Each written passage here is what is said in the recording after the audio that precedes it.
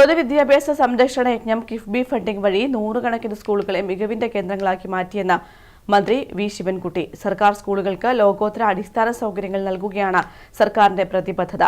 വിദ്യാഭ്യാസ രംഗത്ത് കേരളം എപ്പോഴും മുൻനിരയിലുണ്ടെന്നും അദ്ദേഹം പറഞ്ഞു. ചേലോറ ഗവൺമെന്റ് ഹയർ സെക്കൻഡറി സ്കൂളിൽ കിഫ്ബി ഫണ്ട് ഉപയോഗിച്ച് നിർമ്മിച്ച കെട്ടിടത്തിന്റെ ഉദ്ഘാടനം നിർവഹിച്ച് സംസാരിക്കുകയായിരുന്നു മന്ത്രി. മുൻകാലങ്ങളിൽ രാജ്യത്തിന്റെ പല ഭാഗങ്ങളിലുമുള്ള സർക്കാർ സ്കൂളുകൾ അടിസ്ഥാന സൗകര്യങ്ങളുടെ പരിമിതികൾ നേരിട്ടിരുന്നു.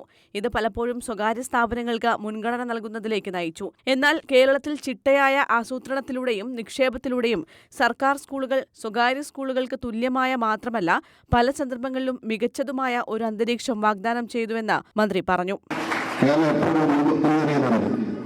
സർക്കാർ സ്കൂളുകൾക്ക് ലോകത്തിലെ അടിസ്ഥാന സൗകര്യങ്ങൾ നിർമ്മാണമുള്ള നമ്മുടെ പ്രതിബദ്ധത ഉൾക്കൊള്ളുന്നതും ഉയർന്നതുമായുള്ള ഒരു സാങ്കേതിക അധിഷ്ഠിതമായിട്ടുള്ള വിദ്യാഭ്യാസ സമ്പ്രദായത്തിലാണ് നമ്മുടെ കാഴ്ചപ്പാടിന്റെ തെളിവാകുന്നത്.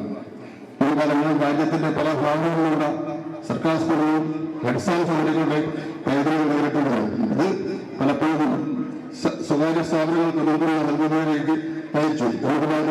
കേരളത്തിൽ ആഖ്യാനം മാറ്റി ചിട്ടയായ ആസൂത്രണത്തിലൂടെയും നിക്ഷേപത്തിലൂടെയും സർക്കാർ സ്കൂളുകൾ സ്വകാര്യ സ്കൂളുകൾക്ക് തുല്യമായി മാത്രമല്ല പല സന്ദർഭങ്ങളിലും മികച്ചതുമായിട്ടുള്ള ഒരു അന്തരീക്ഷം വാഗ്ദാനം ചെയ്തുകൊണ്ടെന്ന് നമ്മൾ ഉറപ്പാക്കിയിട്ടുണ്ട്.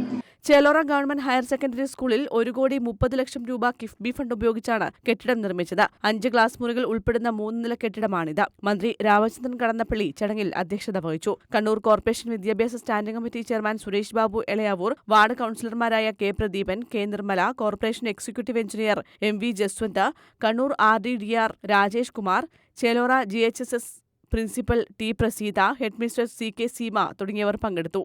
News desk Kannur vision.